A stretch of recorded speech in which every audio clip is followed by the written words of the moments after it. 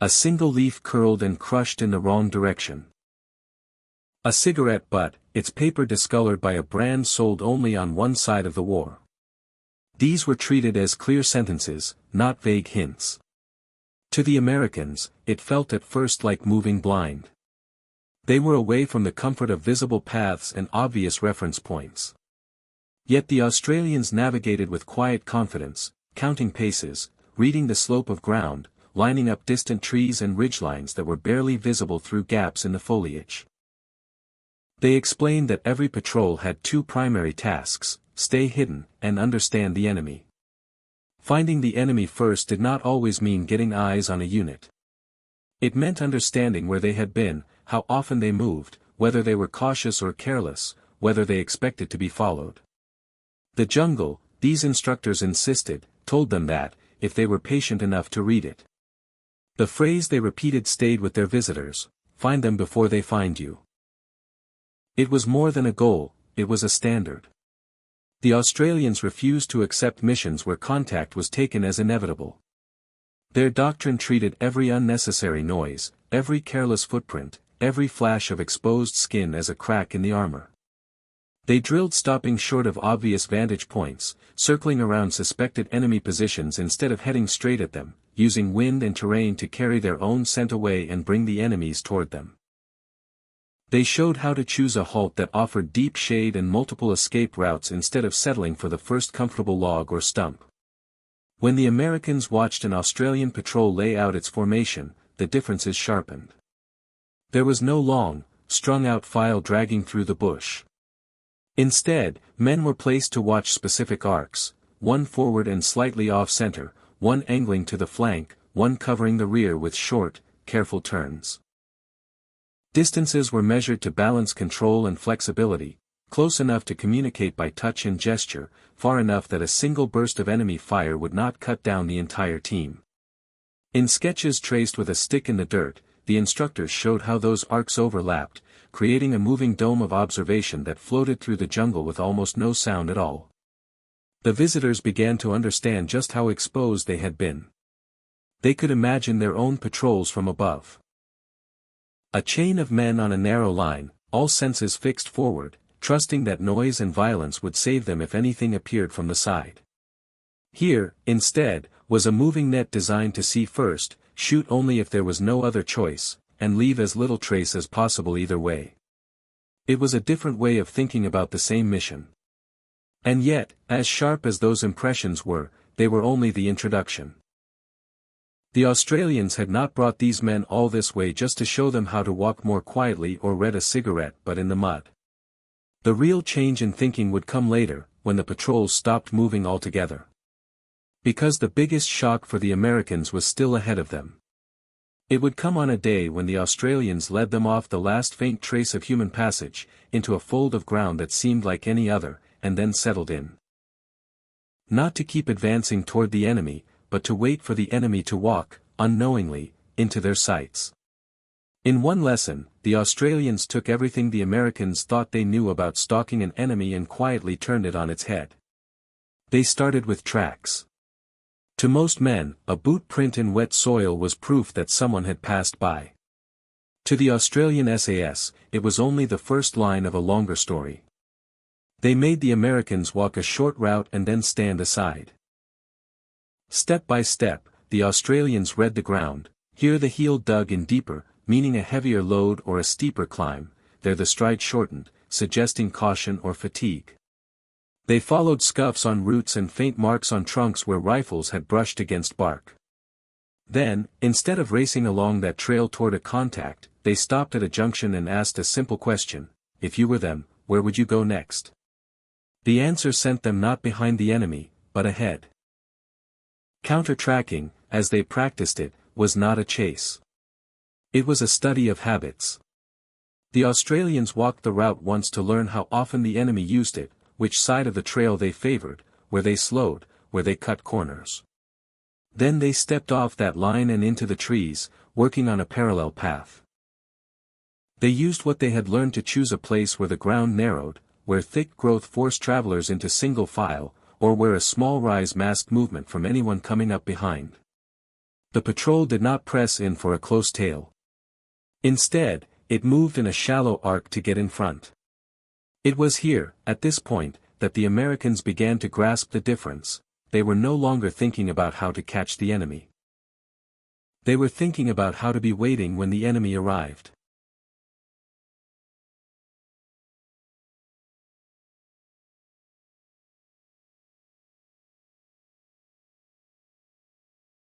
From there, the Australians introduced what would become the hardest change for men used to action, the static ambush.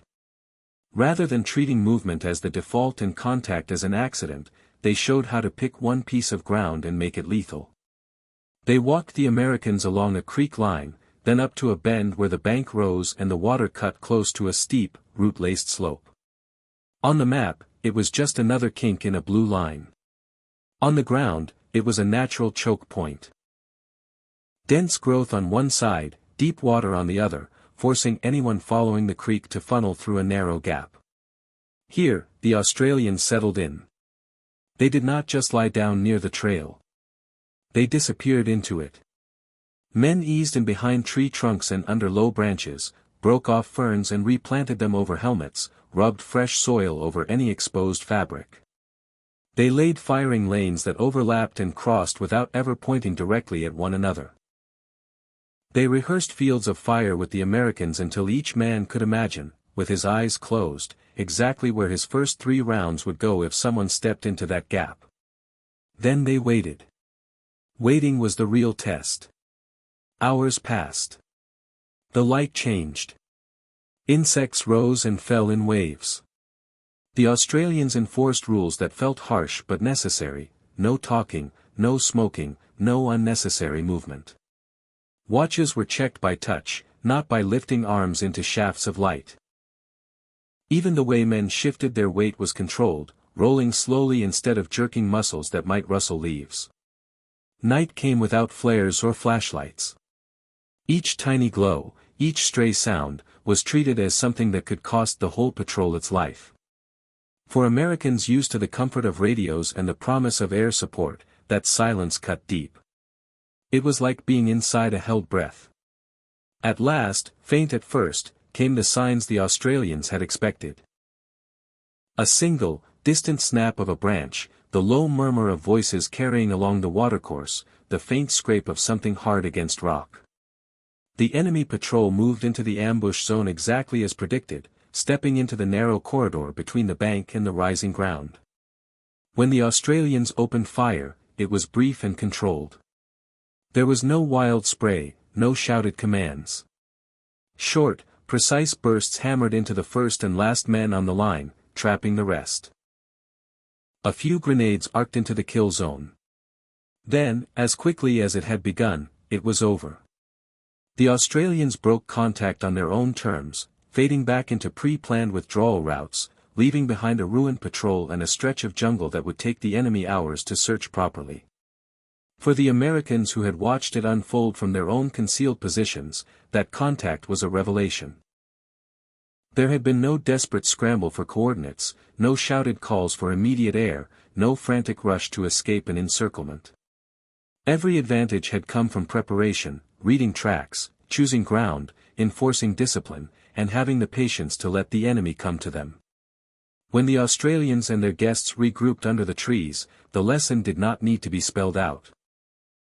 This was what happened when a patrol treated invisibility and patience as weapons every bit as real as rifles and grenades. The changes did not stay theory for long. Units that adopted these methods began to send back reports that made commanders sit up and pay attention.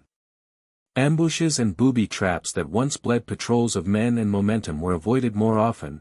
Teams reading sign learned to skirt likely danger areas instead of blundering into them. Small patrols that would previously have stumbled into superior numbers now chose their fights, hitting from concealment and leaving before the enemy could bring weight to bear. Kill ratios in some of these units climbed sharply, while their own casualties ticked downward. The pattern repeated often enough that even officers who had grown up worshipping speed and firepower were forced to admit that something fundamental had shifted. Inside MACV-SOG, those numbers carried a sting. For operators who had lost friends under the old way of working, charging along trails, trusting that more ammunition and more air would compensate for noise and exposure. The new results were hard to ignore. It was one thing to be told, in a classroom, that there was a better way to move through the jungle.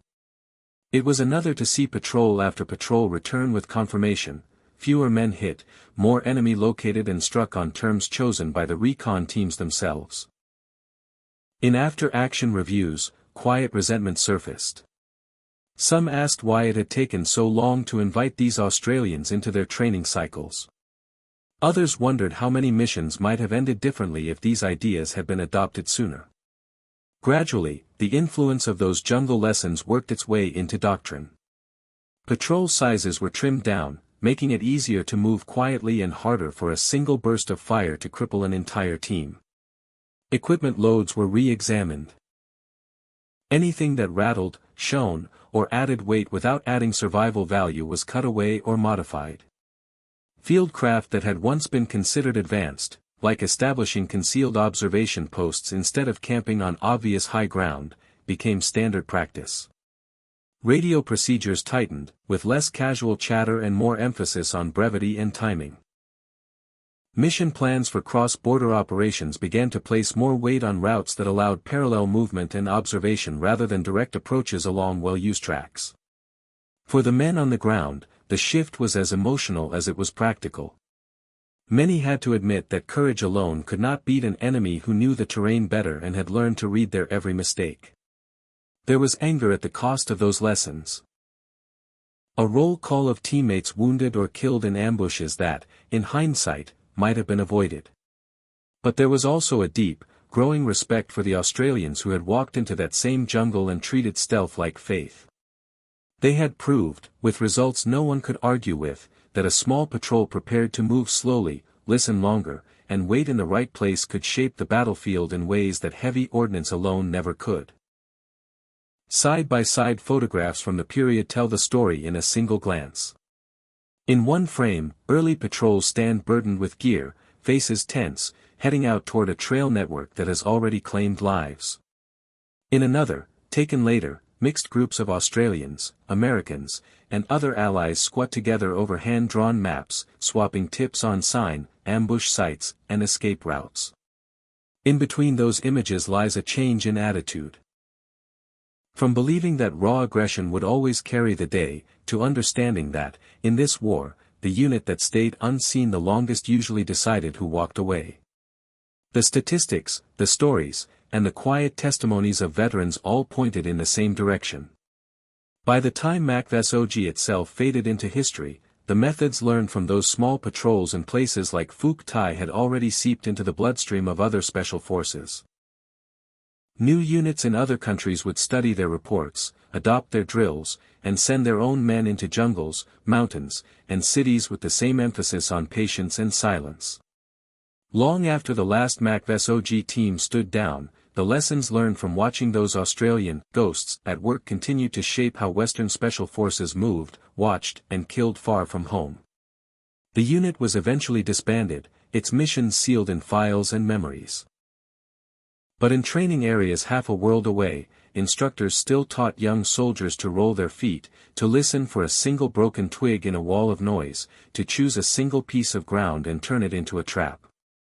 They might never know the names of the Australians or Americans who first proved those techniques in the thick heat of Vietnam.